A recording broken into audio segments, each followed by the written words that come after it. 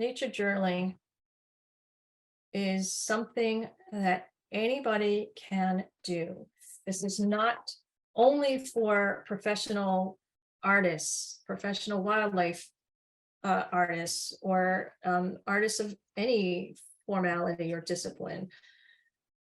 There are easy ways to get started, and really for the mass of people who maybe have an interest in some art, also have an interest in learning about the critters and plants that are right around them.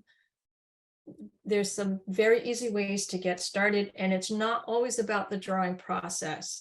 So what you see on what you should see on your screen right now is a page from my sketchbook, my current one. And I just wanted to share a couple of the tools that I use. I try to keep it simple. I have some pencils that I use. I have some pens that I use. And this is not my typical brush, but I don't have my large brush with me. It's a paintbrush, and it's just representing that I also paint in my sketchbook. I always loved art as a kid from my youngest ages, but I also always loved animals. And growing up, I just didn't know that there was a way to put those two things together. And like a lot of students, I had an experience in elementary school with my art teacher who criticized something I did, and it just sort of took me away from feeling like I could be an artist. But eventually the desire to do that became so strong that I finally took that first step and enrolled in an art class. And the rest was a long meandering path, but here I am many years later, and I'm happy to say that I've been able to make a career out of drawing plants and animals. So our focus is birds, but that's not what you see on this page. This is a typical nature journal page, and I apologize for the shadow. Let me see if I can adjust that just a little bit.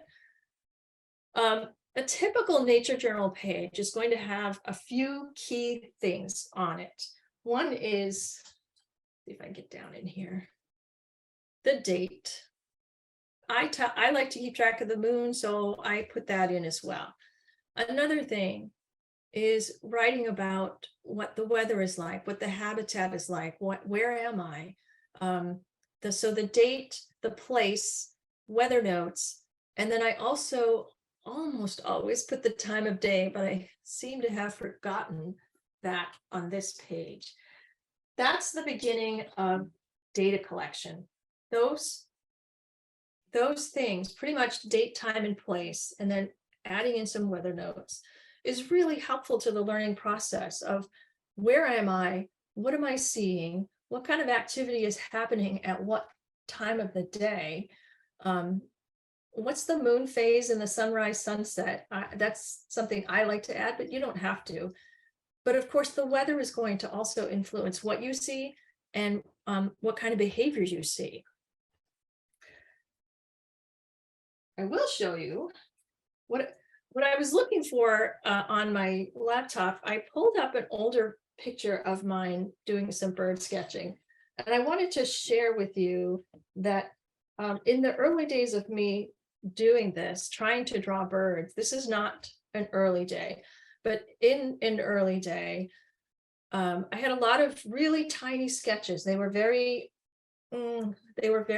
I call them chicken scratch because they were really incomplete. They were really tiny. And often not really identifiable. Maybe it looked like a bird, but you weren't really able to tell the species. What I do today, these are field sketching. These are bird shapes from life. Birds are always on the move. They can't sit still for very long. And so naturally, the drawings that I can get from life are going to be these little body parts. This one I kind of completed. This one's missing part of the body. Here's just the crown of the head. This was probably, I'm guessing, the front end curving back. The wings probably right here. No head on this one. No body on this one. this is really typical, even for professionals. And if I had a lot of time, if I had all the tools with me, if the birds stayed long enough for me to continue, I might be able to go on and do a sketch that is a full body, and maybe even, if I'm lucky enough, add a little bit of color to it to indicate a little more information. But pages and pages of this and many different outings of practicing drawing birds like this allow me to do stuff like this. So here are a bunch of little sketches, just really focused on body shapes and behavior. Over here, it's the same thing, but I added a little color to these.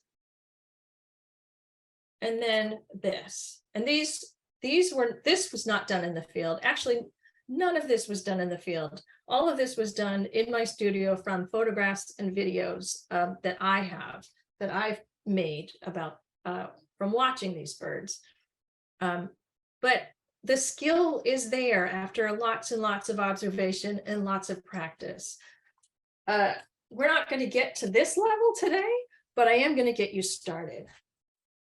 And really, my whole point that I like to make is that you do not have to have a lot of drawing skills to do this. I'm just switching to a different kind of paper. And I'm going to use a darker pen so you can see what I am doing. So if you can work with me, I want you to do this with me. First thing we're going to do quickly is write down the date. We're going to forget about the moon phase. So I'm just going to write today's date, which is 2/17/23. I'm going to write the time of day, which is 5:13 p.m. for me. I know we're coming in from different areas, so of course, write down the time of day it is for you.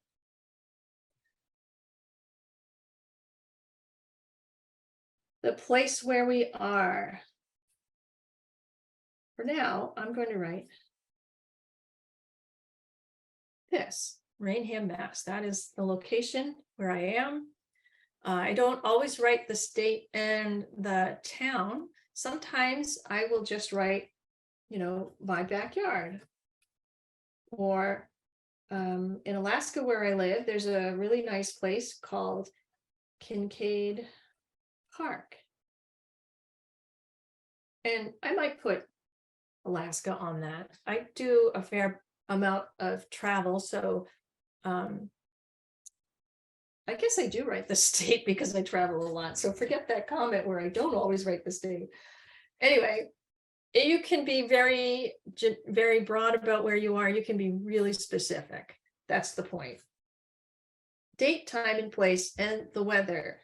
I'm going to say right now for me, it's twilight. Temperature dropping.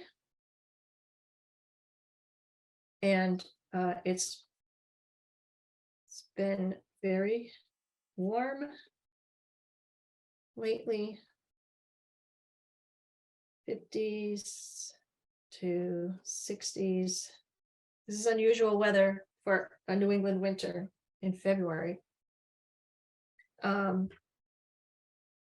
rain today, but something I noticed, even though it was raining, the birds were still active. I bet you they're appreciating the warmer temperatures. Okay, so we have our date, time, and place. I have to set up the next thing that I want to share with you. Okay, I think you might remember that I said we would start with photographs. Okay, can you now see both my work surface and a photograph of that spotted sandpiper? Hoping you see both. I'm going to take that as a yes. Now I need to bring this back out a little bit.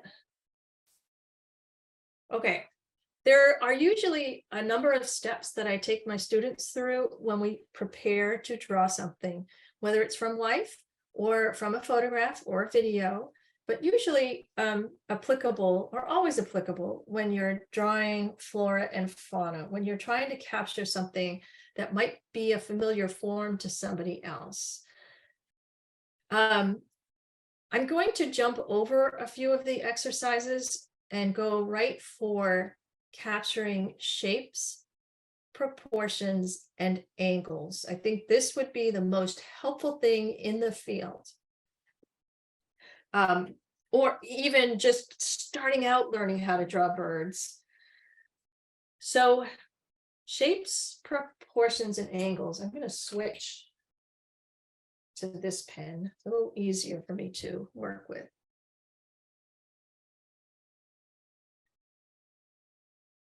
I want you to first look at the size of the head compared to the size of the body. That's thinking about proportions as well as shapes, and how do those two shapes fit together. I also want you to look at the position the bird is in, and that relates to angle. So the first thing I'm going to do, and I would like you to do this with me, this might feel a little easier than you might think. So I kind of see that bird perched at a similar angle to the line that I just drew.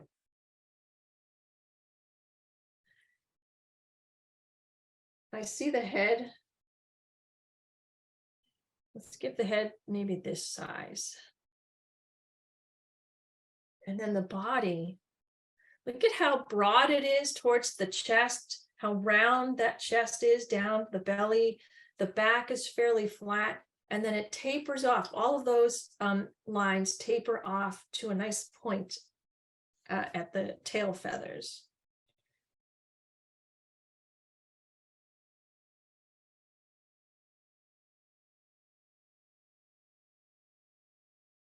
Now, what you need to know is, even for me, somebody who does this quite regularly, it's always a little bit of give and take. Those first lines I put down are hardly ever the right lines that I'll stick with.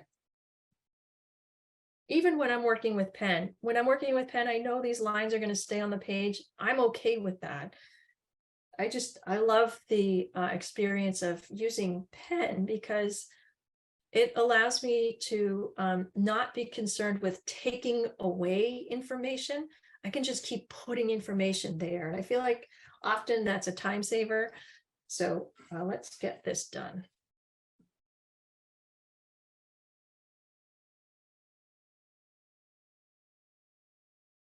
And I'll just continue to modify a little bit. Now I'm feeling like I kind of like the body, but I feel like my head is coming out just a little too small. So I think I'm going to make that a little bigger. So proportionally, this feels better.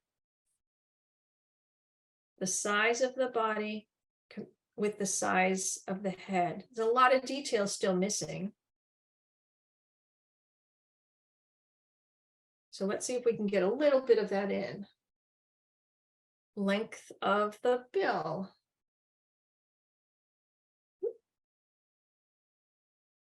In the end, this is not going to be a perfect portrait of this bird. It's a quick sketch. And that's something I want you to understand as well. Right now, I'm looking at how does that bill attach to the head, and shape. So shape, I'm looking at how it attaches to the head, but I'm also still thinking about shapes and proportions. How long is that bill compared to the size of the head? And angles of lines right here. Let me zoom in a little bit more for you. That head. So what I think a lot of us think of as typical bird is not this, because the bill does not stop right there. It goes into the head, doesn't stop at the skull, and everything gets connected. And that's what I'm doing right here, is connecting that bill And I'm seeing how the forehead looks. He has kind of a flat head, flat-ish. And now I want to connect the head to the body just a little bit more realistically.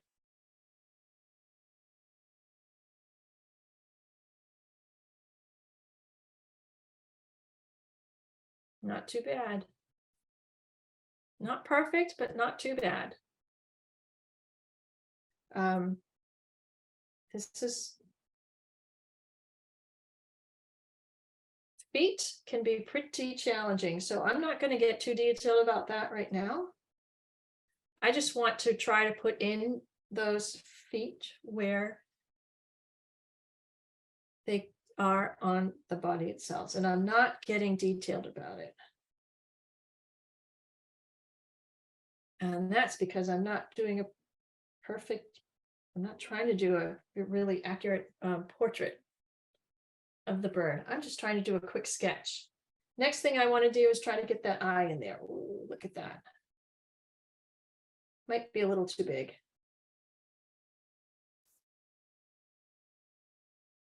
And often, at least when you're in the field, you don't have a lot of time. You don't even see very much of some of their wings or patterns. But in a photograph, when they're not moving, you can consider putting that in there. We have spots we're going to throw in because it's the spotted sandpiper. A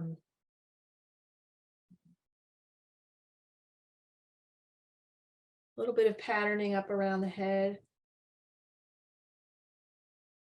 Get that nice white stripe through the eye.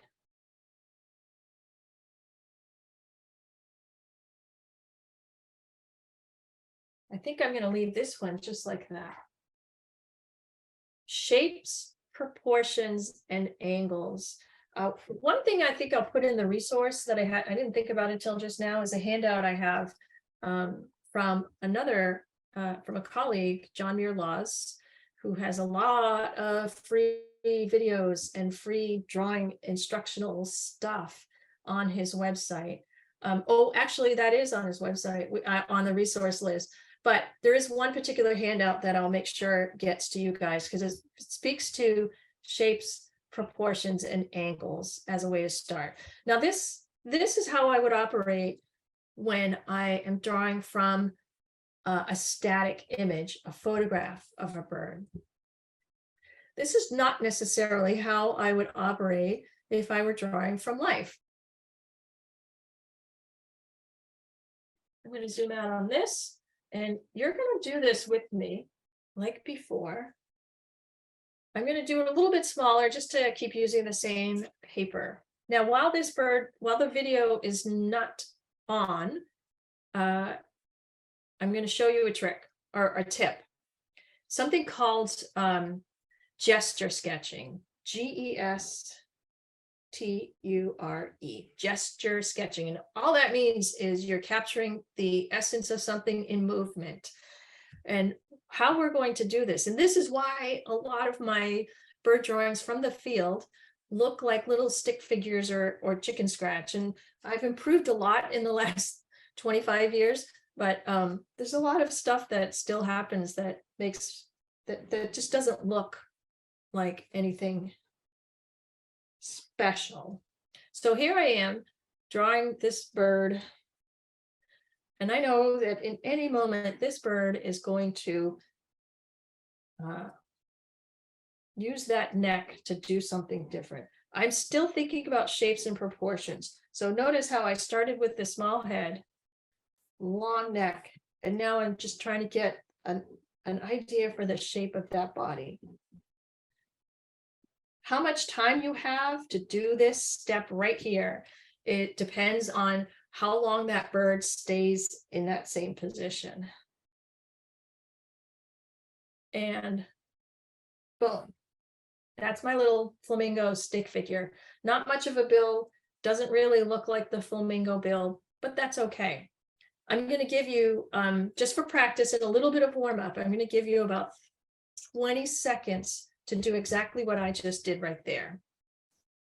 Think stick figure, but think also shapes and proportions, mostly proportions in this case, because you have to work really fast. So a bit of a head, get that long neck in there. And go ahead and get started. I'm kind of keeping count in my head. And then I'll tell you when to stop.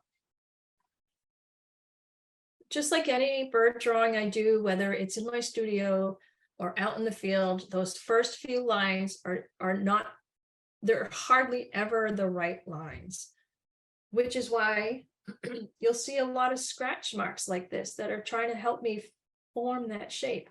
And I'm sure it's been longer than 20 seconds. So I want you to put that pen down or pencil for just a moment. Take a deep breath, because that can help too.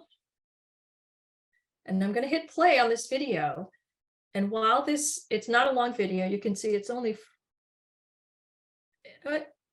14 seconds, I think.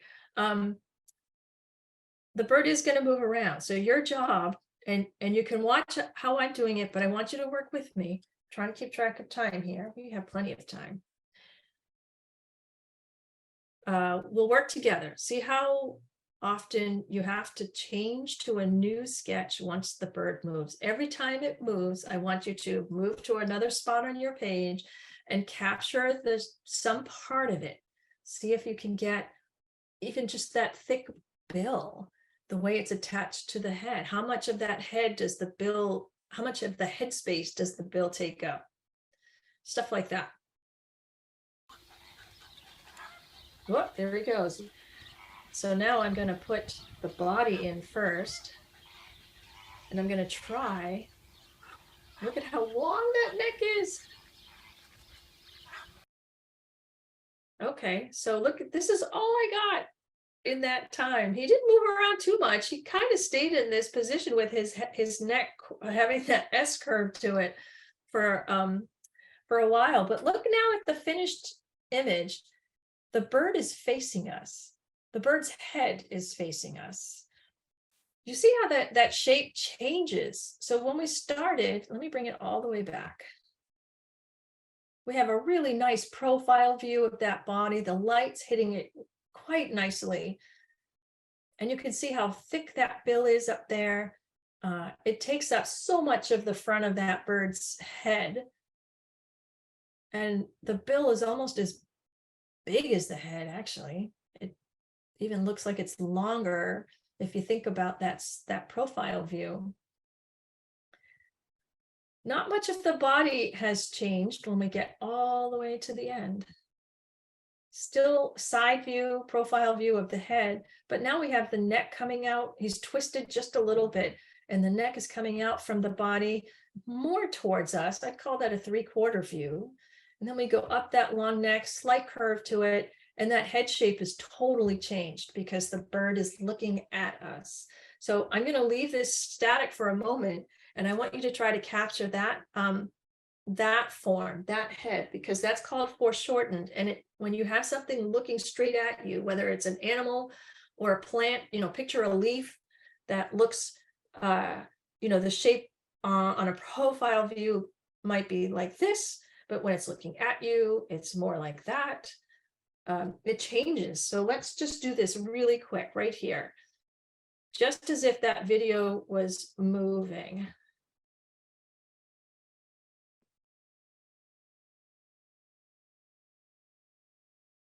One of the things I often do when I have this gestural sketch practice going on is that I don't even lift my pen off the page or pencil, whatever the tool is I'm using. I just like to keep it moving on the page. And often I'm not even looking at my page. I just want to try to spend most of my time looking at the object. That's what I have. Notice on my drawing here, there are a lot of lines to make up this spotted sandpiper to try to get the shapes and angle and proportions right. But they feel kind of rigid. They're all kind of following the same direction, just reshaping a little bit as I go. Even this one has a similar feeling, but the line is starting to become a little more wiggly, a little more natural. Of course, this was our 14-second or 10-second sketch of the bird while it was moving its neck in this S curve. I had to draw really quick. And so my lines become fewer, and they take on what I feel like is a much more natural and organic look to them. And then this one, we're looking at a static image, but the line work becomes a little more looser, even still. And I kind of love the feeling, the movement of the lines that are happening here. Again, not a portrait of the bird we were looking at, but not a bad sketch that gives some movement, some energy to the lines, and all the while continuing to think about shapes, proportions, and angle. What you're going to see is birds on the move, coming and going from these feeders, and it's going to be a big change from what we just tried to do together. And this is where it might feel a little daunting, but this is also where it's an opportunity for you to see birds up close, fairly close, living and doing the things that they need to do. So there's a lot of behavior, really interesting behavior that happens at bird feeders. And sometimes the birds will stay in a position for a little while they're pecking away at grabbing food. And sometimes they just are flying in. There's some fluttering between birds, and then one or another leaves. I don't have my tabletop. Wait, do I? Oh yeah, I do. I'm going to switch to a new page. Turn this one over. And we'll do just a little bit of quick sketching together on this.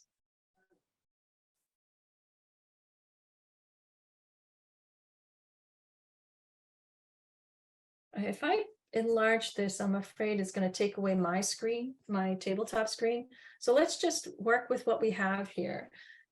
So you see how I'm just going to fill this page with shapes that I see. And the thing about a nature journal is that one got hidden behind one of the feeders. Oh, there we go. There's a nice view. Any guesses what bird that is? We saw one, and I showed you a picture of one of those.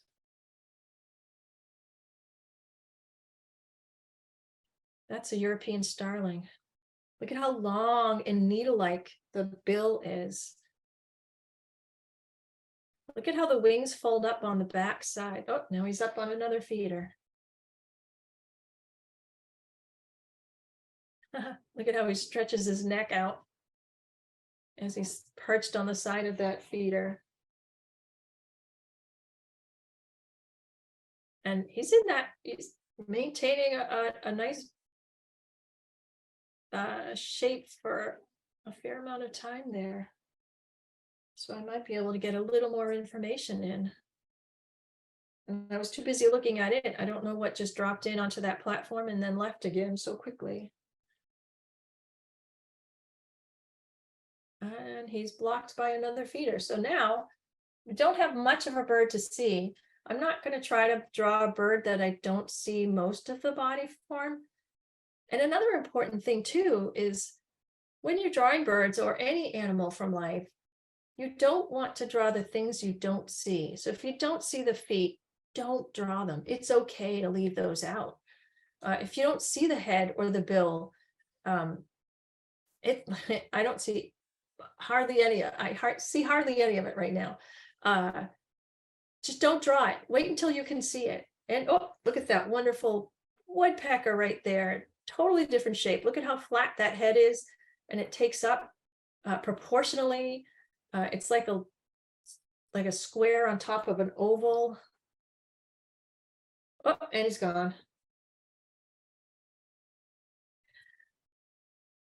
let's see what else pops in here. You can see a few things in the background on one of the snags, that dead tree that's cut off right behind one of that tube feeder. That woodpecker came right back there. You can see it. It's so tiny. I'm not going to try to draw that because I can see the body, but I don't have enough information to see enough of it. So I'm just going to be patient and wait and see what else comes in. And in the meantime, if you want to look up at your screen and see all of these lines, these forms, these shapes that I put on here, that to me, I'm the only one that this is going to make sense to, unless I willingly share it with someone like you and explain what was happening. While we're waiting for some more birds to come in, oh, there's another starling. And another one. We could do the same thing we did as on the first page of our nature journal, and that is to put down the date. I'm going to go ahead and put in, oh, what is today, the 17th? I'd have to look up what the moon phase is. I don't know what that is for today, but that's something I can do later. I'm going to say on here for place, I'm not going to write Rainham, Mass. I can if I want, but I'm going to be more specific about what I'm doing. Watching Cornell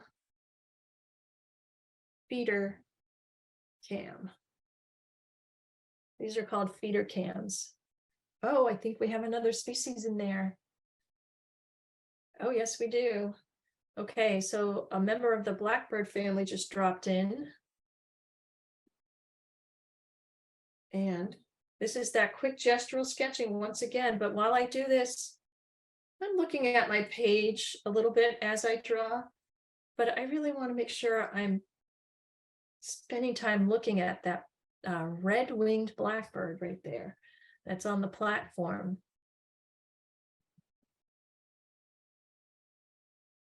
And if I fill up this page, that's okay, because I have more.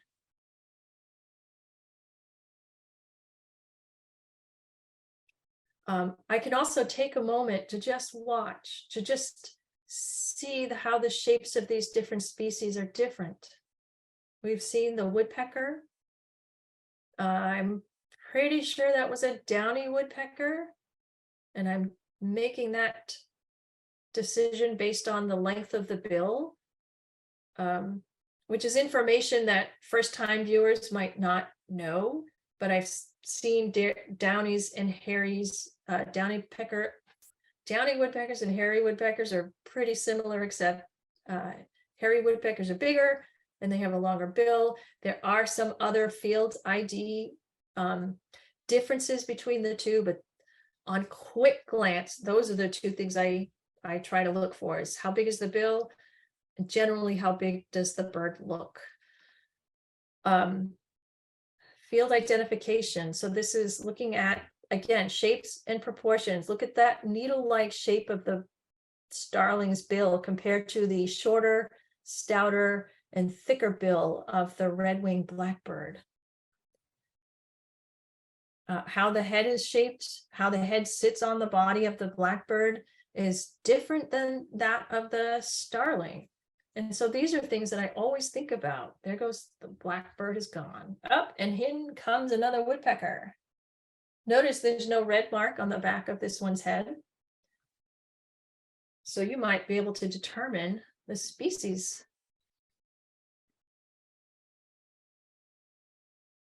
Oh, he's gone. This is my woodpecker. All right, I'm going to stop that video for a moment because there's a little more writing that we need to do together.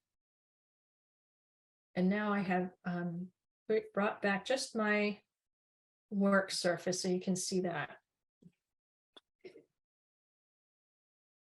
So imagine if you have some feeders nearby, whether it's yours or your neighbors, and it's okay to if it's your neighbors, if they don't mind you staring at through your window out to their backyard.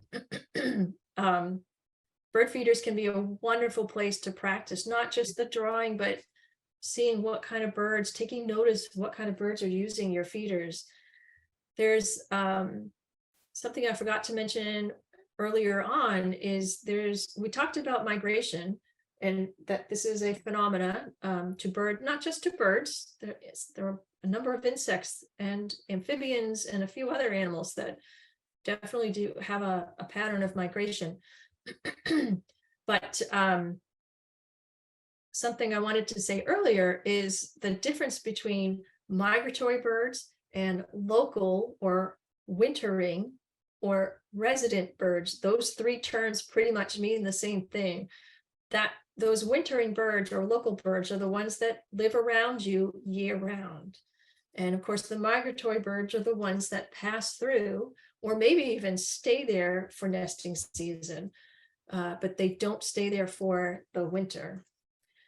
And you may find sometimes that a migratory bird may actually stop at your feeder. And that's a pretty special thing because you get to see it up close. It wouldn't necessarily be, not necessarily be a rare bird, but it can be a rare sighting at your feeder.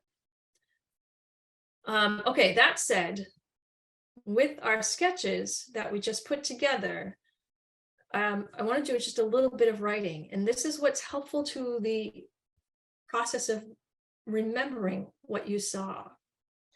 So if I looked at this page 5 years from now, and I didn't have any words on the page at all, I might look at this and go, I don't know what I was trying to draw. And so therefore words are going to be really helpful. So here, and you can turn it around, put those words in wherever they fit. I try to if I know what the species is, put that in there.